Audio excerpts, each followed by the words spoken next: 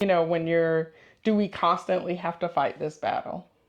I don't know. I don't know the answer to that. I don't know if there will ever be a perfect world where we are not fighting that battle.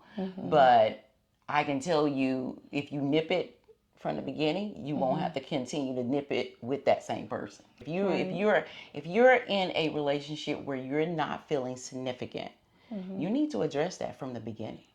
And they will give you signs as to whether or not you are significant to them. Right.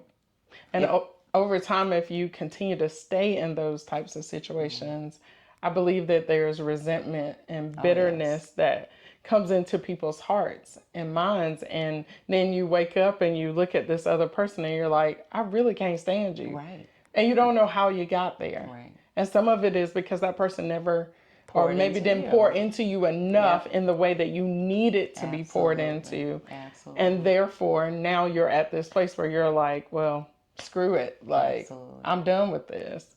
And so maybe that's why people get divorced after, being in a relationship for so long.